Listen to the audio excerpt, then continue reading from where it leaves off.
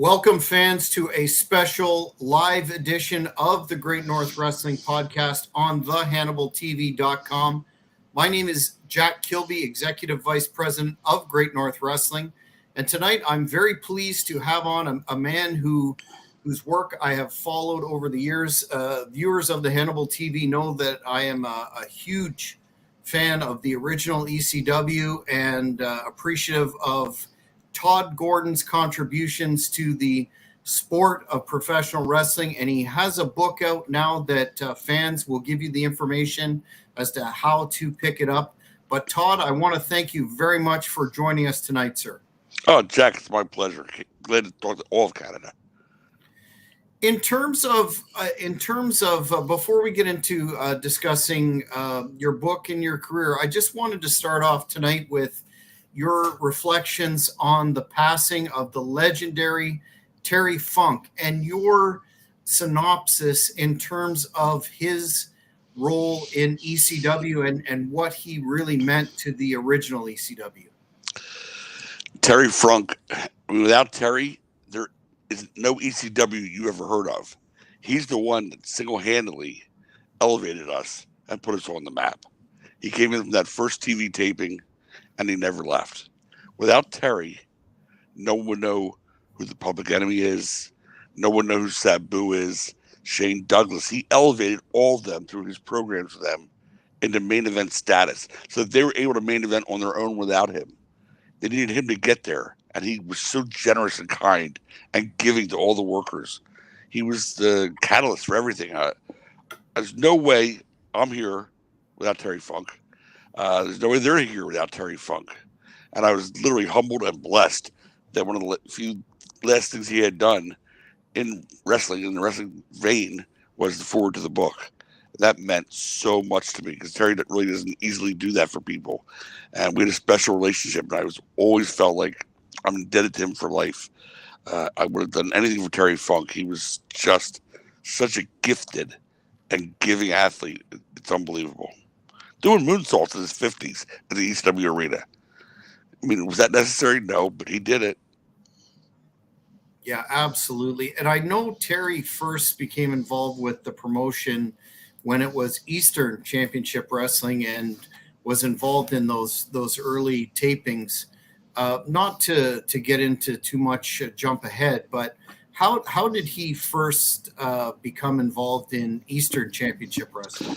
Well, Eddie Gilbert brought him in. Eddie was my original booker after we started to grow to the TV level. When I brought Eddie in, because we had television, and it became almost too big for me to do that, my other job, do everything all at once. So I needed help.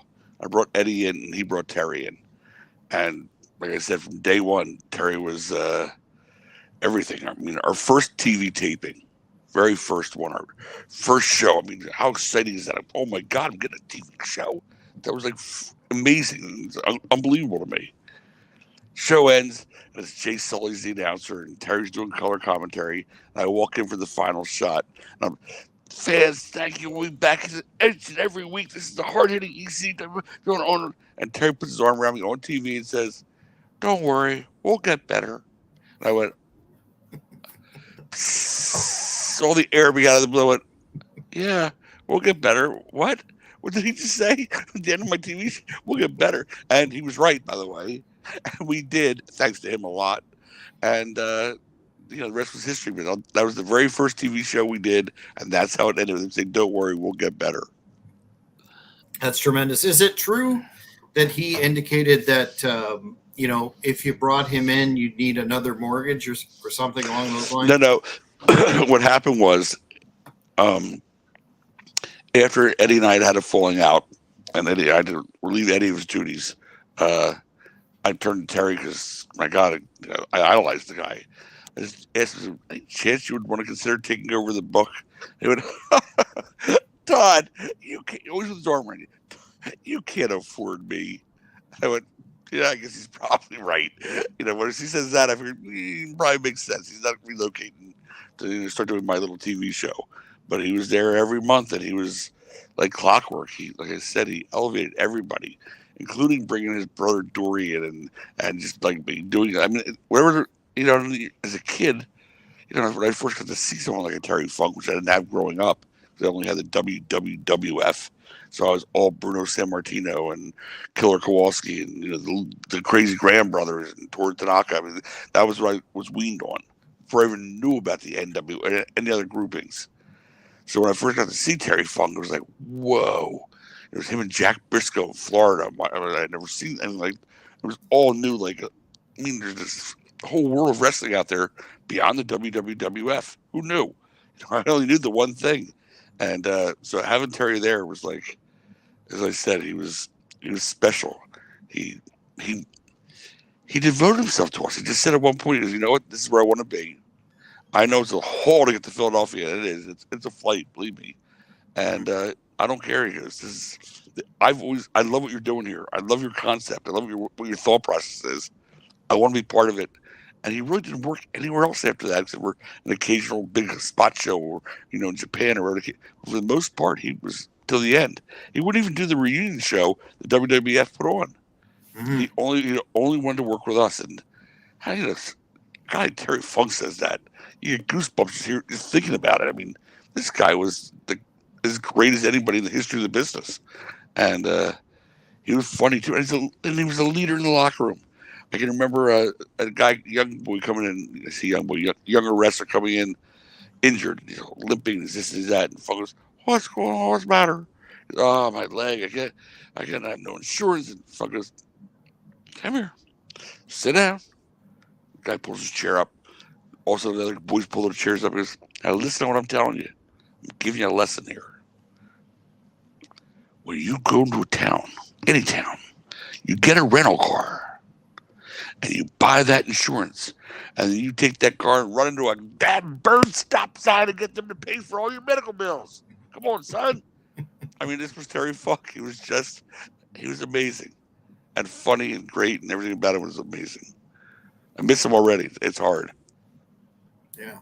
What a true legend, and definitely on the Mount Rushmore of greats in the business, inarguably. Wanted to ask you, though, about your book, Todd is God. It's available, I know, on Amazon, and we'll fill the fans in as to where else they can possibly get it. But at this stage of your career and your history in the business, what was the precipitating factor for you to write the book right now? Because I thought, years ago when the reunion shows were happening and the WWE put out the DVD and everyone became reacquainted with ECW, that might have been the time there. Well, I'll be honest with you. For years, it seems like every project that came out was WWE backed. The rise and fall of ECW. Anything they did, it always said the same thing. The unauthorized version. Okay, why was it unauthorized? Because every video and every DVD and every book that came out, they never interviewed me once. I started the company. I think I know about how the rise. I was there. No one else was there at the very beginning. They never interviewed Joey Styles. They never interviewed Shane Douglas. They never interviewed anybody who wasn't under their employ. Well, that's not. Of course, it's going to be unauthorized because you're not getting it from the horse's mouth. So that was part of it. And I knew that I was the only person who could do the authorized version, having sat through and sweated through and lived through that 24/7 for 5 years. And then I saw Paul E. do a DVD for WWE, and that was about 7 years ago, where he came out and said some things that were completely untrue. I mean, like, the things that we had done as a work, had presented as a shoot, and had let that perpetrate for 25 years. Had never smartened the boys up even, let alone the fans. So that always kind of stuck in my craw. So then when Sean Oliver came to me and said, "We've got to do a book," I said, "I'm not doing a book." He goes, "All you do is tell me one funny story after another. They're hilarious. And then you tell me stuff about the real truth between you and Paul. He goes, well, you got to put it out there." I said, "It's 30 years ago. Who cares?" Well, again, that DVD is still stuck in my craw hearing what the things he had said. And I said, "All right, let's do it." After, believe me, tons of pleading, come on. I said, okay. We spent, I don't know, maybe 4 days a week, 2 hours at a shot on Zoom with him recording it. And he would just say, tell me a Sandman story. Just like that. And off I went with like 12 Sandman stories. Tell me this. And he would then have the job, the Herculean task, like to say, of trying to put all this in a chronological order. Because it wasn't told to be in chronological order. I just was telling stories. And when you read the book, the one comment I've gotten from so many fans is, it feels like you're just sitting across the room from me telling me stories. And yeah, that's what I wanted to be. I wanted me just hanging out like you're hanging out in the hotel room, just shooting the shit and telling stories. And that's the way the book is written. And there are stories there nobody knows. I mean, there's some funny stories. There's some tragic stories. Towards the end, there's espionage involved when it comes to Paul and I. The whole WWE feeding him money under the table. I mean, there's a lot of things in there that they were talked about but never expounded upon. Mm-hmm. And I throw them all there, and there's nothing held back. And anybody who ever knew me in that business will tell you that I never lied to them. So they know if I'm telling you the story, it's going to be a true story, or I wouldn't tell it. My reputation means too much to me that way. And I really shot the hell out of everybody there. I was going to ask you, and I may segue or circle back to the phenomenon of the Rise and Fall DVD and the whole monetization all of a sudden of ECW by the Federation. But you touched upon some of the information in there, specifically by Mr. Heyman that you took umbrage with. Could you elaborate on that a little bit? I mean, the biggest shocker in the book, I guess, the real hook, is what really happened with Paul and I, and that how we got to a point where not only did I leave in '97 after 5 years with my baby there, but the angle he came up with, because at that point in '97, that locker room was completely different. For years, one of my biggest sources of pride was the fact that we had a locker room that everybody came in from outside, from the bigger groups, that would say, like, I've never seen anything like this. It's like, you're like all banded together, like you all like really want. I go, yeah, we're the little engine that could. We want to go after the bad guys, the big guys. That WWF was force feeding you cartoons, man. You're watching cartoons of the wrestlers, and they're acting like cartoons in the ring. WCW, they were floundering with their product. It was unwatchable. And we had a locker room that was just, I remember Hawk coming through the dressing room, curtain one day from the ring. And he goes, oh, what's going on? Because everybody's huddled around the monitor in the back, little 12-inch monitor. So what's going on? What's going to happen? We said, nothing's going to happen. He said, why is we huddled around the monitor? Because we all want to watch each other's matches and try to get, the guys were trying to help each other and help themselves. It's like it was a team. That had never been done, I guess, apparently, in a big league dressing room before. But it was. These guys were a team. How they all wore jackets, baseball jackets, matching jackets, ECW jackets. Again, guys from the big leagues had never seen that before. And Funk had his on, saying it wasn't like just the young boys who were marks. Everybody was together on this. Come '97, Paul had taken over in '95, I guess. That locker room was fractured. It was out of nowhere. Now there's cliques. There's the New York clique. There's the quote unquote Philly clique. There's the Taz clique. I guess he had his own clique. So, it was just a different locker room. And there people were trying to get out of there. I had Sabu and Fonzie and Sammy coming and going, can you do anything for me? You helped Public Enemy out, which I did. I helped Public Enemy get a deal with WCW. Because I always had an attitude, which one of the places Paul and I used to butt heads, that these guys had busted their asses for us. Like $300 a night. Sabu broke his neck making $500 a show. Now they're getting offers of hundreds of thousands of dollars. I'm like, guys, by all means, take it. Are you kidding me? Look at you. You're half broken down now, and you're young. Grab that money. And he felt that was a sign of disloyalty. If they would ever leave to go somewhere else, they're dead to me. I said, dude, he broke his neck, literally, in the ring. He's got a chance to, make some money for the first time in his life. How do you begrudge somebody for that? Now, Granted, I was very, very close with Public Enemy. I was very, very close with Sabu, and Fonzie, and Sammons. So it wasn't just that. It wasn't like they're the ones who were coming and saying, "Please help me, get me out of here. I can't do this. The checks are bouncing." So that case being the case, I did make a call or two.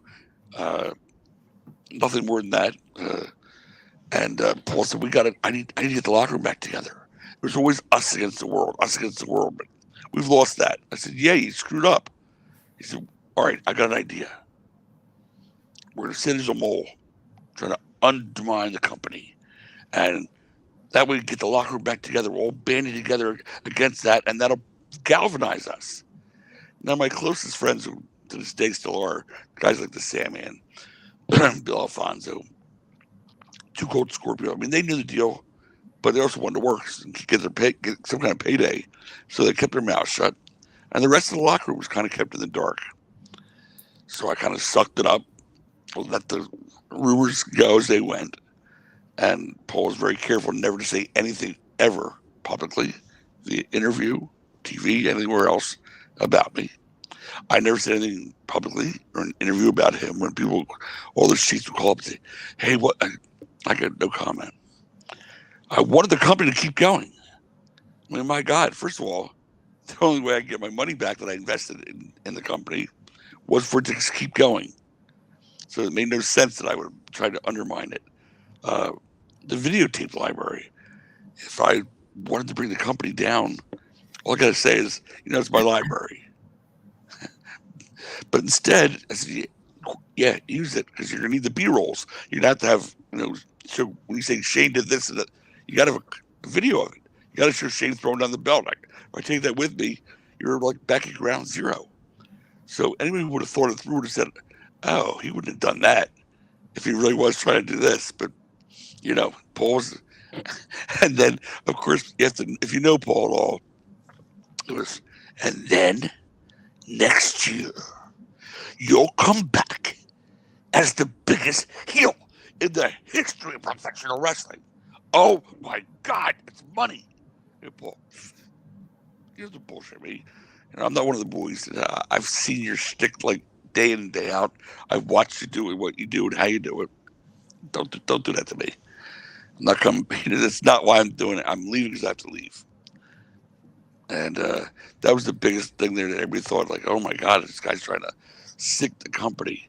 Recently, Eric Bischoff did a whole thing on, I guess, his own podcast, where someone asked him, or his guy, Conrad, whoever, asked him about the mole situation.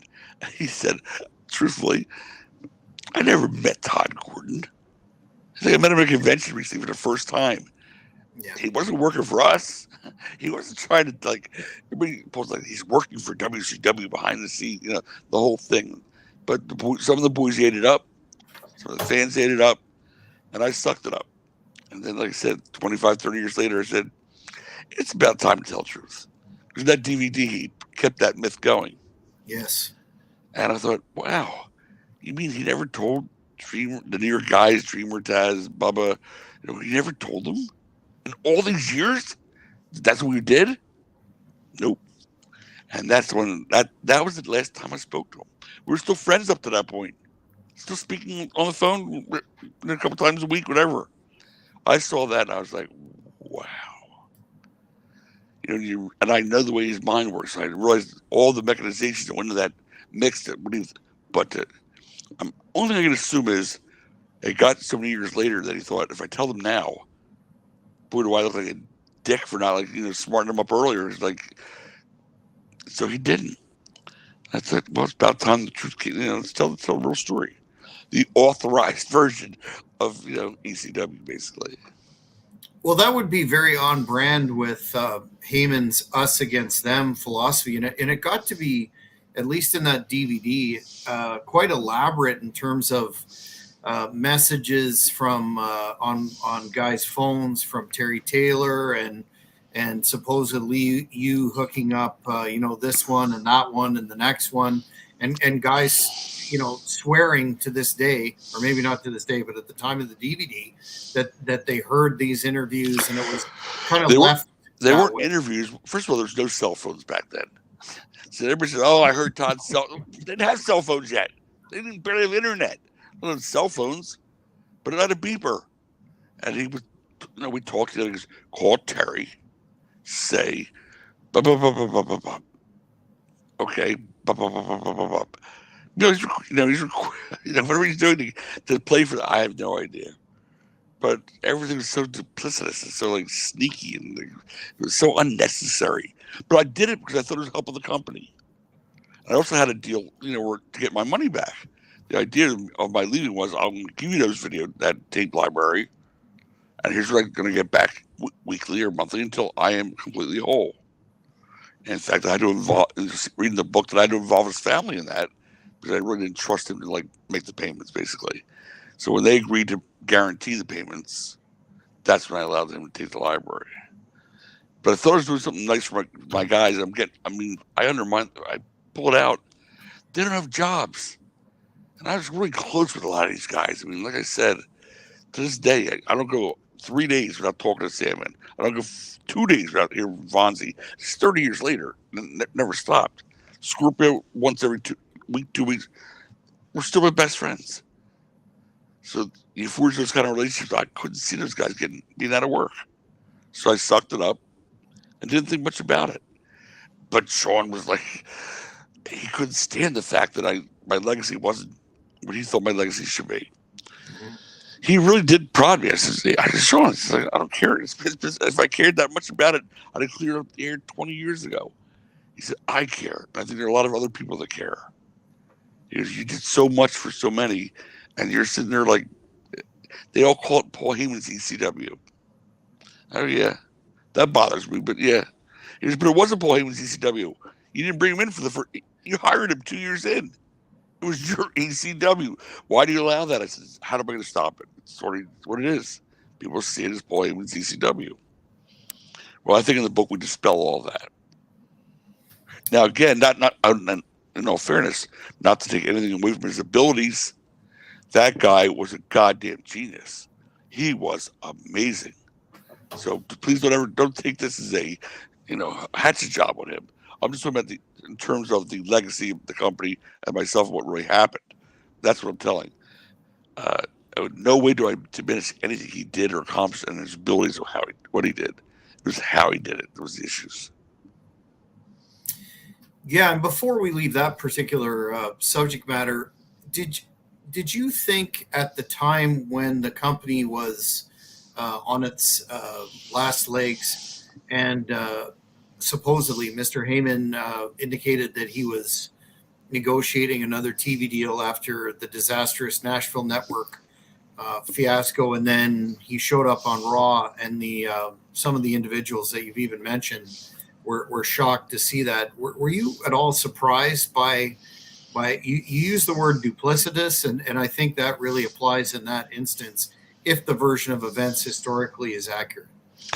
Well, again, not being there at that time, so I had already removed myself after '97.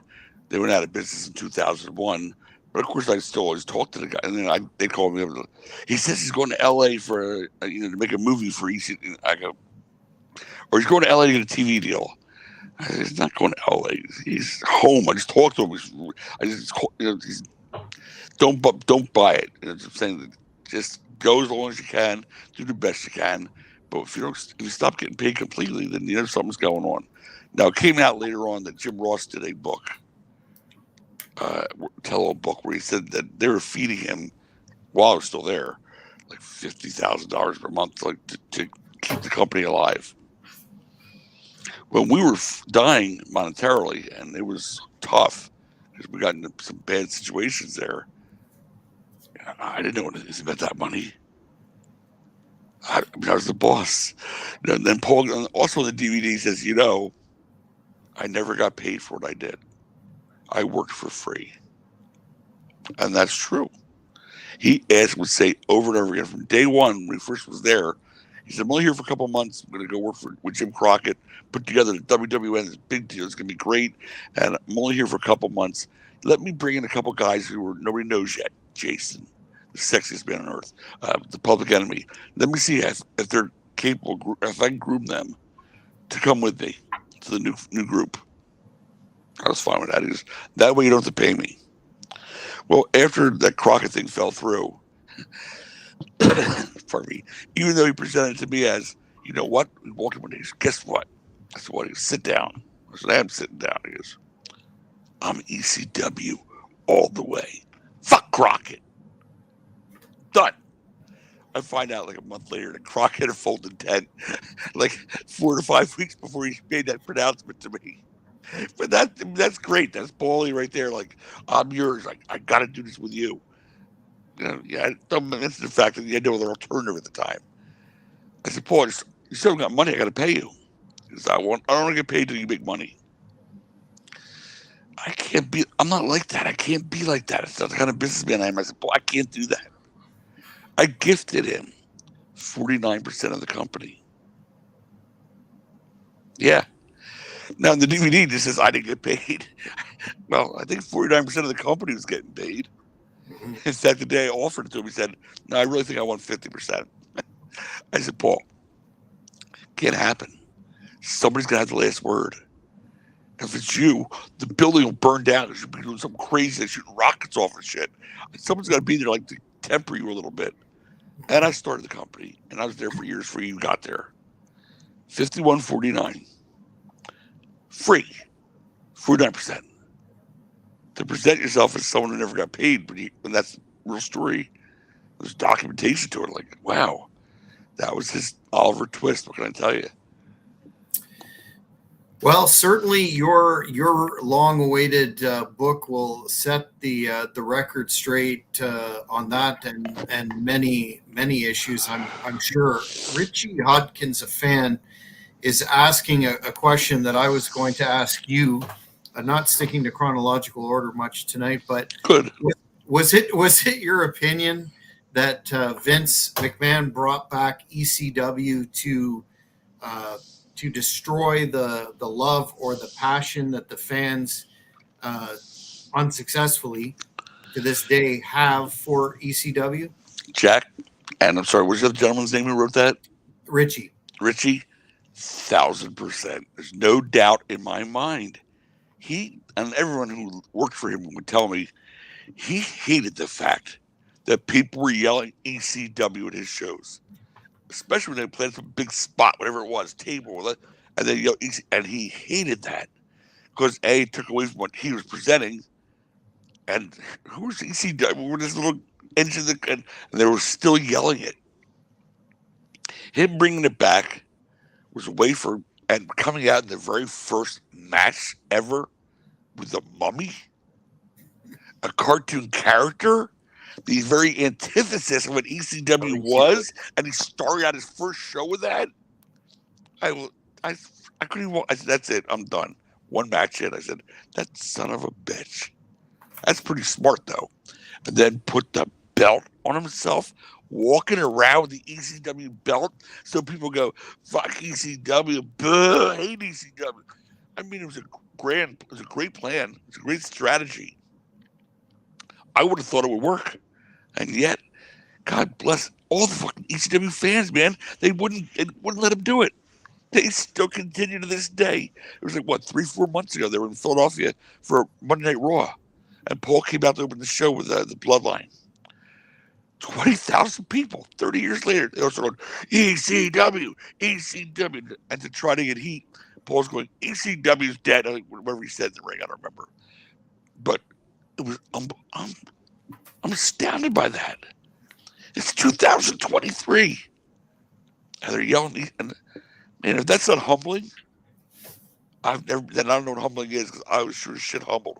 But 1,000%, I think Vince started that. Intensely, the idea that he had enough money he could blow on that show, didn't matter. He wanted to get the fans off of their damn ECW love and respect and set. Yeah. Yeah, it's kind of mind blowing the level of pettiness and narcissism of McMahon that he would stoop. No, it isn't. Well, you would think from a business perspective, he was benefiting greatly from owning the intellectual property. He was cutting his own throat somewhat by taking that approach, don't you think? Well, I think the intellectual property was something that he figured the fans who were hardcore, he never understood how many of them there were. They weren't all, you know, in the arena, but there was a much deeper thing going on there that even he realized. And when you're in business, it's something like you take a loss on something to eat up some of the profits. It's like a counterbalance. You purposely have a loss on a product, so the other product you make so much money on, you can write off taxes that way. It's a write off. So if that showed, clinked, okay, it was a write off. He made less taxes on the other product, and if he got what he wanted, it was really what he wanted because he was nuts. He would have had people stopping saying ECW and stopping loving the product, and it didn't work, which again blows me away. But it's cool as shit.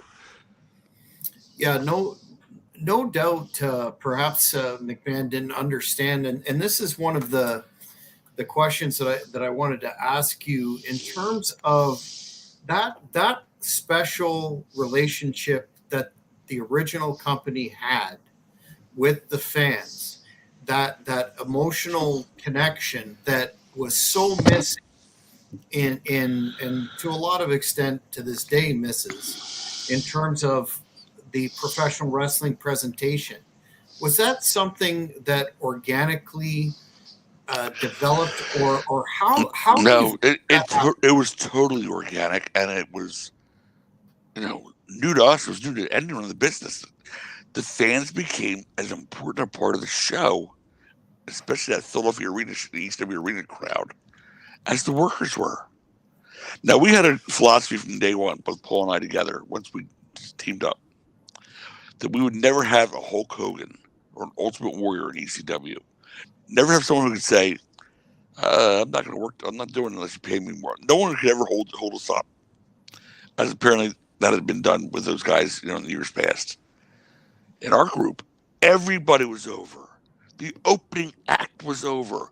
When the Shaw would come out, Hack Myers, opening match, and the fans would, Shaw, shit. Now this is the first match. This is just to get the guys in their seats. The fans, and we had such a symbiotic relationship. It was huge. I came up with the idea of bringing weapons into the buildings. Guys started using chairs and private. Fans, bring your weapons. Bring your own weapons. And, oh my God. They brought their own weapons.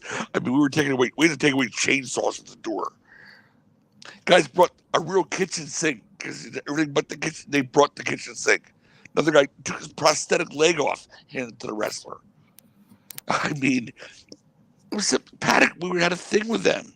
Their chance for listen, Todd is God. Name of the book. It's not a religious experience, okay?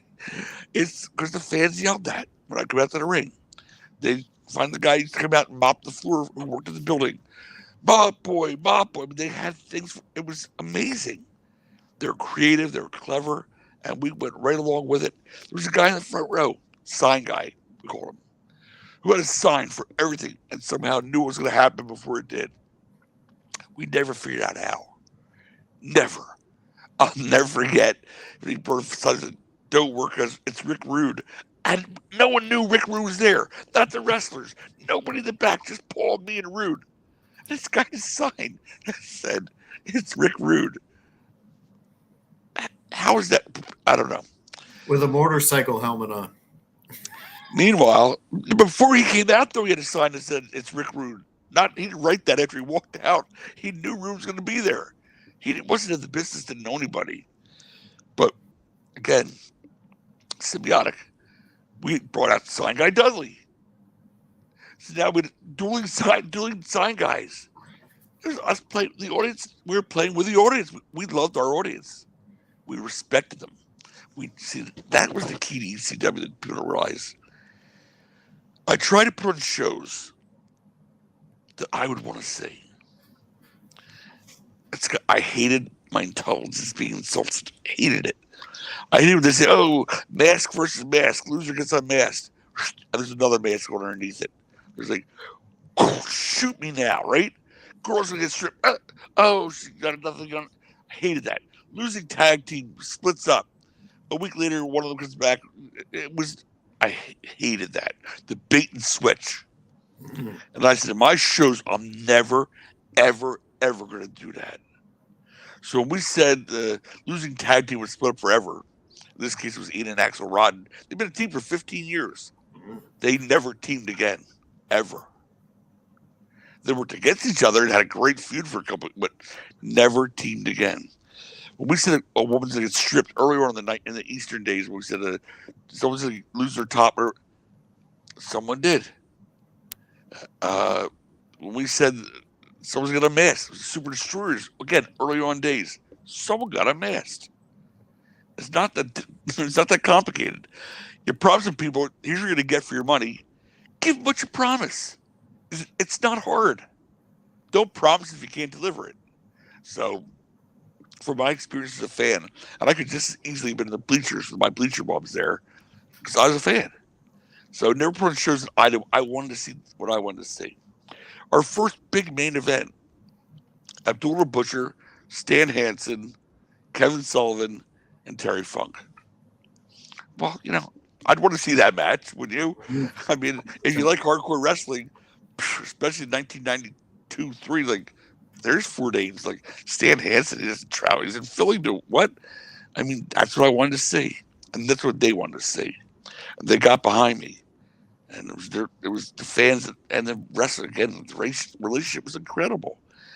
We never insulted their intelligence, and they appreciated that. What, as a fan who was fortunate enough to travel to Swanson and Rittner in '97 and actually see an original show in the arena, I don't think a lot of people who haven't experienced that can fully understand what was so special about that building. Was it, how integral was the converted bingo hall to the dynamic you're talking about there, with all its lack of air conditioning and terrible bathrooms and that sort of thing? Yeah, I don't think it was that. It could have been any building that would have been our building. It could have been, somewhere in the north. It could have been South Jersey. It could have been anywhere. But the fact that the same people came every show religiously, watch the tapes, that front row, it doesn't change. Mm-hmm. And it's interesting, it's like you look at that front row, and there's Mike Johnson from PW Insider. There's the Blue Meanie in the second row. Wasn't a worker yet. I mean, the people who are in our audience, they got it. They want to be part of it. They all want to be in the business from that. We're showing them that it doesn't have to be what you're seeing on TV. It can be something like this. It's really cool shit. Like, who cares who likes it and doesn't? If you like it, we like it. Yeah, they're happy. We knew I'll tell you when we knew we had it. The first night that we did a 3-way dance was Sabu, Funk, and Shane Douglas. Now, people don't realize this, or a lot of people do, but not everyone does it. That was the first time ever there were 3 wrestlers in the ring at once, all going for the same prize. That had never been done before. And now it's done, on a whim. Let's throw 8 guys against each other. 6, okay. But it started that night. We did something that had never been done before. And Sherry Martel was in the match, also with Shane, and Paulie was out there with Sabu. I mean, not Sabu. Yeah, it was Sabu. And again, it had never been done before. They went 60 minutes. And that place went nuts. They didn't stop, like, standing for 60 minutes. In the book, I tell the story of Dave Shearer, who's also owns PW Insider also, said that he was staying on the bleachers next to another guy. And they get so excited towards the end, his wife fell out of the bleachers to the floor. And he goes, "Man, your wife fell." The guy goes, "Yeah, there's only 2 minutes left. It's okay." He wouldn't. There was only 2 minutes left. What? After that show ends, Paul and I get in the car. We drive back to the hotel where the wrestlers are staying. The Hilton, I believe it was. They're already in the bar. We get out of the car. And there's like 300-400 people in the parking lot of a hotel 20 minutes away from the building. We're going, what? We get out of the car. And they all start going, ECW, ECW. I mean, we both get goosebumps. We're like, what is going on here? Then they start going, thank you, Todd. Thank you, Paul. And we're going, wow. Now we make our way into the hotel where all the wrestlers are. Say, hey, good job in the hotel. All the fans eat, and we're like, holy cow. We go up to the hotel room, smoke a joint, relax, unwind. And we looked at each other, and I said, what have we got here? What's going on? He said, I don't know, but I've never seen anything like it. He said, you know what? I think we crossed the line tonight. Let's call the show. That was the night the night the line was crossed. We would never name the shows until after they were over, because something might happen during the show to make us name the show, as in this case, it was the night the line. Could have been called the three-way dance. We called that tape the night the line was crossed, because we really felt right there. We felt it like we're onto something here, like big. I started how to monopolize it, how to monetize it, but this is like insane. Who gets that kind of loyalty from a fan base? And we knew we had it, lightning in a bottle there. I mean, we were the Howard Stern of wrestling. Howard Stern had an audience that would never, ever do anything but devote themselves to him full time. If we told these guys to run through a wall, the fans, they would have. We didn't do that. We weren't like having him, like Howard trying to monopolize his fan base to do this or do that to help, but we'd have to. They were just there for us. I mean, I appreciate every one of those guys. Believe me. There's not a fan I don't see who comes up to me today and goes, no, don't thank me. Thank you. Seriously, now you, come on. I appreciate what you're saying, but I thank you back. Yeah, the legacy is undeniable. David wants to know another question I was going to ask. Who is one of the hallmarks of the television product and the live product was the music in ECW. And he wants to know who was in charge of that and how the various copyright issues were. That's a good question. You still got me? You hear me? I still have it. Okay. Yes, sir. Paul was so far ahead of the curve in so many ways. Extreme. I said, I don't know. He was listening to me in less than 2 years. There's going to be extreme everything. Extreme sports, extreme this, extreme games. How he knew that, I don't know. But we got there first and we said, all right, extreme champs. And he was right. The music. He knew all the contemporary grunge music that would fit in with our style and our gritty kind of wrestling. And he picked all the music. And most of the time, he was turning me on to something new. Like me, with an all classic rock. You know what I'm saying? We had Desperado in there for Terry Funk, but he had all the Here Comes the Hot Step and the Jason. Like everybody's music really came from Paul. So, and I loved it. I just didn't know it. I just didn't listen to that stuff then. He was way ahead of right there, totally contemporary with everything. And people say to this day, how did you get away, or how did you afford the copyrights for that music for these giant bands? We just didn't tell them. We just used the fucking music. It was over. We loved it. What are they gonna do? Source? We had no fucking money. The company had no assets. Okay, Source. No one did. In fact, Guns N' Roses was. We used to do a video every year for November Rain. With the song November for November Remember. Slash was like, you know what, dude, I love it. Yeah, you can use me in that shit. Like your shit's great. That's the only person I ever remember saying, yeah, I know you're using our stuff, and go ahead, it's fucking awesome. Everybody else, no, they had no clue, I guess, or that far under the radar. We were so underground. Cult, but we didn't pay for one dime for any of that music. And of course, when Vince got the library, all that music was gone. Those guys were probably going, oh yeah, now we're going to get our money back. No more. He got rid of all that. Yeah. And the Sandman's entrance is not the same without the Metallica song. Would you not agree? Are you kidding? How about Public Enemy came out there going do. I'm like, wait, what? Like, there's a song that goes with Johnny Grunge not being able to dance. There's a song that goes with Teddy Rock being able to dance. There's music. There's something. Nah, that I hated it. That I understood it. It would have cost him a fortune. He could have afforded it. He probably would have done better with his DVD sales from ECW. But he didn't even try to go to that. Because I guess those guys would have seen him as a billionaire and said, we want way more than it's worth to let you use that music. Mm-hmm. But no one ever said a word to us. We just figured, fuck it, I never asked Paul how he got it. He just used it. I said, I'm good if you're good, Yeah, and yet Tony Khan and the current era will pay for artists to use music such as CM Punk, so it's doable. I could never understand that because it really detracts from the product, in my opinion.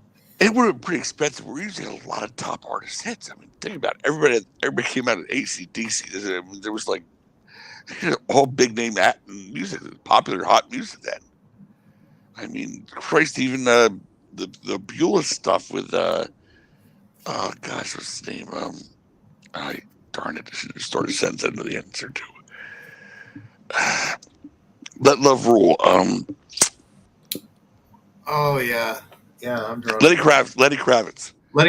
Yeah. I mean, there was nobody who weren't taking their music. We used everybody's music. Which, by the way, if you're not on TV, that's fine. You can do that in any damn gymnasium you want to.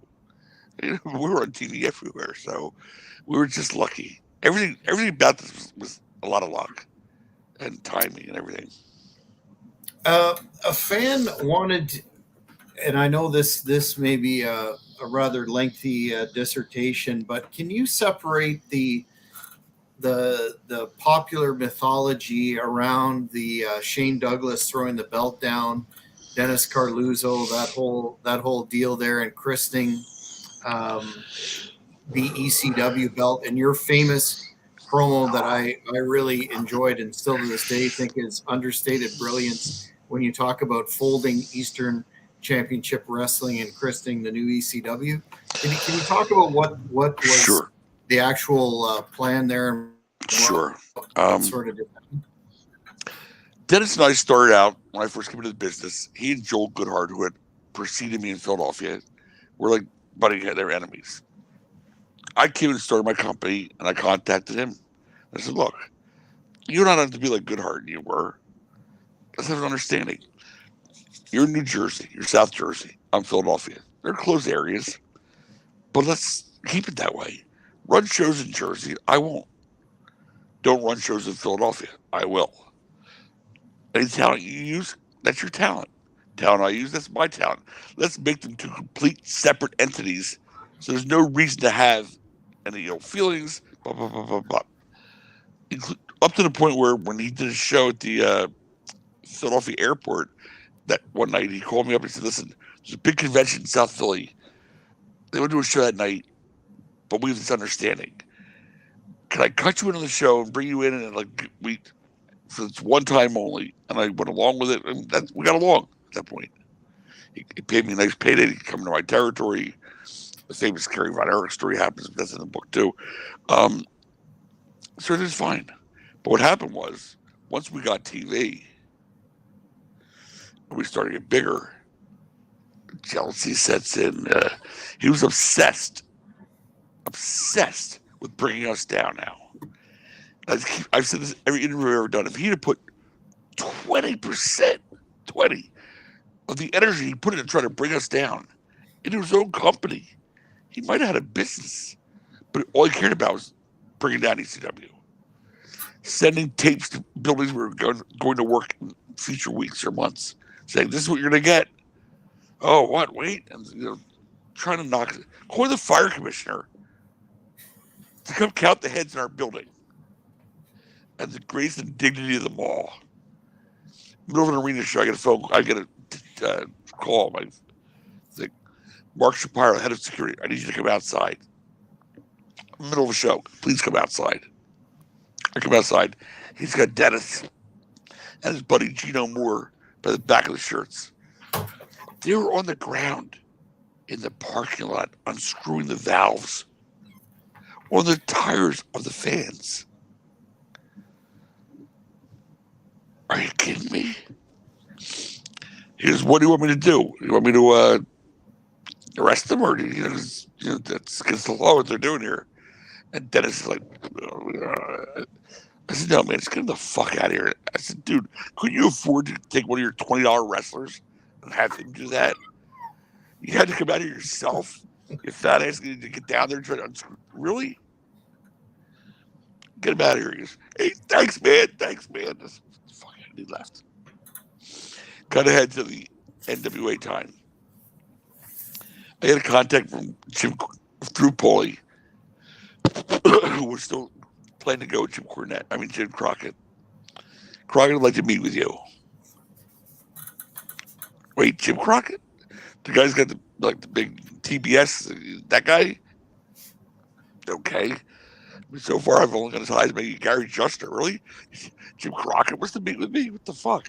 Okay. Crockett says, look, there's only 5 or 6 members of the NWA, which you're one. And that was Eddie Gilbert's idea, by the way, to get me to put that up NWA Eastern. He said, it's dead, but at least it means a little bit more than just Eastern. It gives you a little more cachet, a little more oomph. He goes, you're the guy with TV. How about we do an NWA tournament where you can have a champion and you can keep him. You don't have to make the run of like the old NWA guys from territory to territory. But maybe I'll start the tag team tournament down I'm starting up again in Texas. So obviously WWN's done. But that way, with something. Because right now there's nothing. NWA means nothing. I said, I agree. He said, would you do that? Now, a guy like Jim Crockett, and you're just young to the business as I was, approaches you for anything. You assume he's coming there representing the entire NWA. All 5 people. But still, that's what you assume. I go, yeah, we'll do it. And pulling together, let's make it special. We've got to not just use our guys. So we brought in, Dean Malenko from Florida, and Chris Benoit for the first time, and Scorpio for the first. We try to bring people in that we're not just Eastern Championship Wrestling guys. Next thing you know, there he is again, spouting off to all the sheets. I didn't approve this tournament. It's not going to happen. I got all the NWA. I went, dude, I didn't go to you to ask to do a tournament. Crockett came to me. Why are you at to shoot your? Because you got to come through me to get that. I went, now, for all you've done to fuck with me, and I didn't arrest you that night. Now you're gonna go out there and put a little stake on this tournament. Where we've been promoting it's a big deal. It's worldwide, people from all over the world coming in. I mean, that was it. And I've only used a small sampling of the things he had done to deserve what came after this. That was it. So we decided, after much talking back and forth, to do the tournament, and we got Dennis say, okay, we're gonna have you there. You're gonna be on TV. You and me, Dennis, our tux ringside. Okay, we're gonna make the piece finally. He's like, I'm gonna be on TV. Yeah, you're gonna be on TV. Anyway, the history shows Shane won the tournament, throws the belt down and does the speech. I'm sitting at ringside at tuxedo next to Dennis, and he's going, hey man, he's pissing on the belt. I went, nah, no he isn't. He goes, yeah, he's pissing on the belt, man. I said, it's probably an angle or something. Don't worry about it. Show's over. We go to the back. He goes, what the fuck was the double? No, listen, Dennis, do a promo for television. Television? That's what I'm saying is television. Television? Yeah, we're going to put you on TV, man. And you're going to say, Shane Douglas, he can't throw that belt down. We'll throw goddamn Eastern Champion out of the NWA. It was he just hit a hook, line, and sinker kind of thing. He cut his promo saying, if he doesn't defend the belt, that he'll be stripped of the NWA title. Well, he had already pretty much thrown down the NWA title. He said, we'll sanction all Eastern Champions. We'll sanction you guys where you can't have anything, blah, blah, blah, blah. He leaves. I go, I will see you. It'll be on TV Tuesday, Saturday night. He leaves the building, and I cut that promo. I say, yeah, we quit the fucking NWA, dude. Like, we're Extreme Championship Wrestling now. Like, we don't need the NWA. She was right. It's a dead organization. And that was our big splash. We wanted a splash to take us from being that Eastern to a national company. How do you do that? We needed something big. And he just gave it to us. We had no idea. We were told for months how to get there. We had no thought how to do it yet. Until he opened his goddamn mouth and screaming how he's going to put us down and make us not have. Sorry, I think he just gave us a goddamn angle. He just didn't know it. And that's how we became Extreme. That's how he was, done. That's tremendous. That background information seems to be left out of the discourse. I know.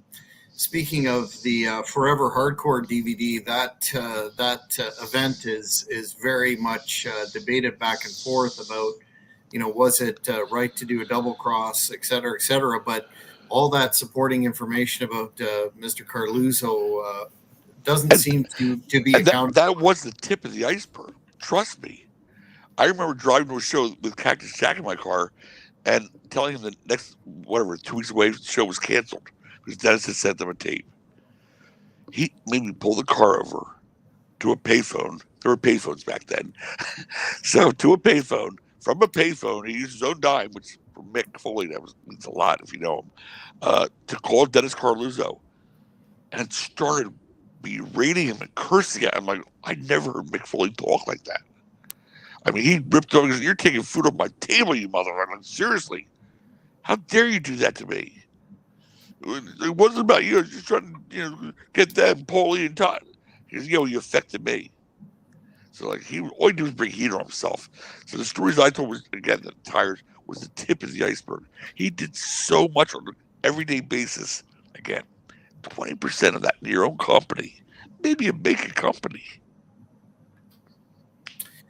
In terms of the fact that especially during your tenure, ECW had and you touched on Public Enemy, Taz, Sabu, relative individuals that were on the indie scene, and then you had Shane, as probably didn't get the shake that he deserved in WCW. ECW had an ability to take these talents and really prepare or showcase them in such a way that they were able to go on and do other things. What is it about the ECW environment at that time that engendered that? Was it a degree of creative freedom, or what was it that ECW did at that time that other organizations didn't do, or did they just not have faith in these talents? Well, for one thing, we listened to them. So when we give them our idea where we think your character should go, what to do, they would say, well, what do you think about this? And we listen to them. And if it made sense, we say, go with that. Take that, now go with it and make it happen, that kind of thing. Like Raven, he needed very little help. Obviously, he said to Raven, I've got a better idea, Raven would say. And I'm sure he did. And Raven's one of the smartest people in the business. And if you don't believe me, you just ask him. Anyway. His podcast is certainly interesting. I will shout that one out. I love Scotty, but yeah, if you ask him, he was the smartest man in the room at all times. Good people, though. So I'll give Sandman as an example. Okay. Sandman came out for the first year in a surfer's outfit with a surfboard, and it was just like, it was not over at all. It didn't matter how good he could be or what he could do. It didn't matter. The gimmick was burying him. And one day, and I was riding with him every show. Like, we're best friends from the jump. Again, to this day. I said to Paul one day, I said, you know what? It's time to change this whole thing around. We got to give him a new person. He said, what do you have in mind? I said, I want to make him who he is. He's a barroom brawler. He's like a guy who would be a roofer, let's say, or construction worker all day long. End of the day, goes to the bar, drinks at the bar, at the end of the bar, till somebody says something stupid, and then he gets into a fight. That's who he is. Yeah, maybe never Singapore Kane, but that's who he is. Mm-hmm. Let him be him. We don't want characters anyway. We don't want to be what we hate about the WWF is they got a guy's a dentist, the guy's a pig farmer. That's what I hate about wrestling. Let's let this guy go. Watch him go. Paul says, "What do you have in mind?" I said, "I want him to go to the ring, smoking a cigarette and drinking a beer like he's at the bar." Well, you can't do that. I go, "Why not?" He goes, "You can't. You can do anything in wrestling." Eddie Gilbert told me that when the girl's top got ripped off, and I said to him, "You can't do that." And he said, "Why not?" He said, "You can do anything in wrestling." That's what he said to me, and we did it. So I quoted Eddie. I said, "Why not? You can do anything in wrestling." He went out to the first night with a beer and a cigarette. It was his own idea to smash the can against, like, that was hacked to the next level. He's so smart in the business. And boom, he was over for the jump. And to his credit, Paul's not going to fight the idea. He says, "Okay, I got an idea." And the next week on TV, 10, 15 years before the NWO ever did it, Sandman's segments were in black and white. The whole show's color, except for that one segment, his match, his promo, where black and white lights on and the white smoke. I mean, it was a great visual, man. And he had a woman with him, which didn't hurt either, but still, it was a great visual. And that separated him from the pack right off the bat. And he took that character, Sandman, ran with it, and he was hardcore. He wasn't, the Singapore King swinging, beer drinking, cigarette. That's who he was. And it just skyrocketed from there. And his entrance, I'd say, right there with Undertaker, the two most popular entrances or impressive in the history of the business. The entire building singing that song. Yeah. I mean, now they do it because they're fed to do that, with whoever, Sami Zayn or whoever may be. But then he just came out to the run, and the audience, they're there. And he came up with the idea himself. How about I come in from the second level? There's an entrance, like, instead of coming through the dressing room door. So he took that against Sandman and made it even better, more special. Paulie with the black and white. Me with how about cigarettes and beer? It's a collaboration. Mm-hmm. It was never one guy saying, "Here's how it has to be." We all work together. And that's literally, Sandman sums that up better than anybody. Collaboration. And so missing today in terms of, the fact that everything seems to be very, scripted to the nines and controlled. That is something that is definitely missed by old school fans. You've been extremely generous with your time. I'm cognizant of that, but I want to, before we get into, and I want to encourage the fans to pick up the book, Todd is God. We'll get that purchase information. But given the fact that without you, there would be no ECW and none of this enduring legacy that we've talked about, what are you most proud of in terms of your crucial role in that? And do you have any regrets whatsoever to this day? I'm most proud of the fact that something that I started in 1992 has people still coming up to me in 2023 and thanking me for it. I'm proud of the fact that they'll tell me that here you go. So, summarize the one quick story. Convention in Philadelphia in December. We're big convention, ECW reunion convention. This guy walks over, maybe 60-ish, I'd say, long hair. He said, "Todd Gordon, you saved my life." I said, "I did? What did I say? I was the father instead of you?" Like, "What do you mean I saved your life? What are you talking about?" He goes, "No, I'm serious, man." He goes, "I was suicidal. And at 1 o'clock in the morning, your show comes on. I'm watching TV. And I'm thinking about suicide that night. And I'm like, what the fuck is this?" And I'm seeing tables and chairs more. And then you left a cliffhanger at the end of that episode. I went, I gotta see what happens. I had to wait till the following Tuesday. I had to wait till the next week to see what and from that point on, my whole life changed. And I didn't kill myself, obviously, because I waited a week to see what happened. And from there, my whole life changed and turned around. And, like, God bless me. And that to me is like, are you kidding me? Wow. So that's what I'm most proud of. My regrets would be simply that we probably tried to run before we walked. By going on MSG Network, going on Sunshine Network in Florida, and like the expenses being, all of a sudden from here to here before we had enough income to cover that, so that we leaked. Like we're paying $24,000 a month just for 2 networks. We weren't bringing that back in yet. I mean, God bless Japan and these guys. They're buying tapes in Japan. I'm like, how do they know about us in Japan? Because of tape traders. There was no internet. And I wish there was an internet. Can you imagine 5 years later if we'd started that? And people around the country could have spent like $5 to watch the arena shows. We'd have been so solid, it would have been ridiculous. We're just too soon, just a little bit before the boom. Like I said, 5 years difference. Has there been an internet? What a difference would have been. But all that notwithstanding, we're still talking about the original ECW, and fans like myself. I don't think any product going forward would ever take that place in our appreciation for the original ECW. So for that, I'll speak on behalf of all those fans. We thank you for your efforts there. Thank you, Jack. I really enjoyed this interview a lot. Where can the folks grab your book, which I encourage as well? I have to read it, but everybody should run out and get a copy.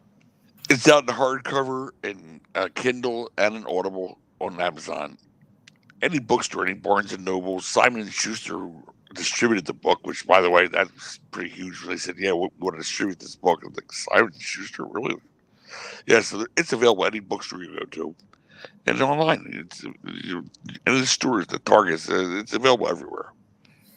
Where can the fans who want to keep up with you find you on social media? Do you have any appearances coming up? Here we go. I'm only on Facebook. And my email address is still AOL.com. So I'm not really, as I said, the internet came before I did, okay? My kids say AOL, you mean 1985.com?